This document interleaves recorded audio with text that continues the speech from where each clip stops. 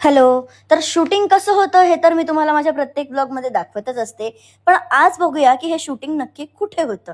कारण माझ्या सगळ्या ब्लॉग्सवर बहुतेक हाच एक कॉमन प्रश्न आहे, की मॅम शूटिंग कुठे होतं? सगळ्या सीरियलचे सेट कुठे असतात? चला तर मग बघूया. पण पाऊस पडत होता म्हणून वातावरण तुम्ही बघा किती सुंदर झालंय.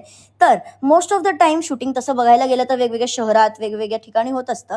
पण मुंबईमध्ये म्हणाल तर ठाणे, मीरा रोड, गोरेगाव, मड या ठिकाणी होतं. तर मठला जाण्यासाठी मी दादरवरून अंधेरीची ट्रेन पकडून इथे शेअर ऑटोने जाते आणि इथे माझा मोबाईल पडला. तर ठीक आहे, इथून जायचं असतं वर्सोवाला, कारण वर्सोवावरून पण आपल्याला जेट्टी करून मडला जायला लागतं.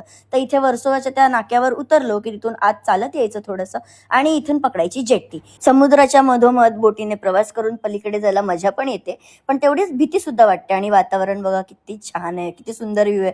पण लोकांनी ना परिसर खूप घाण करून ठेवलाय. असो, त्या सगळ्याला आपणच जबाबदार आहोत. इथे जेट्टीत बसून क्रॉस करायचं. तसं इकडे मडला जायला दुसरा एक मार्ग आहे, तो मालाडवरून आहे. तिथून आपल्याला रिक्षा किंवा मग बस करावी लागते. पण ते मला लांब पडतं, रादर मला बस जमत नाही, म्हणून मी तिथून जात नाही. तर तिथून क्रॉस करून बाहेर आले आणि बघा घड्याळात 5 वाजलेत, माझा 5:30चा कॉल टाईम आहे. इथून पुन्हा मला ऑटोच करावे लागते. तर इथून मी प्रायव्हेट ऑटो करते, कारण शेअर ऑटो तिथपर्यंत जात नाही. आणि ऑलमोस्ट सगळेच सेट त्या ऑटो स्टँडपासून 15 ते 20 मिनिटाच्या अंतरावरच आहेत.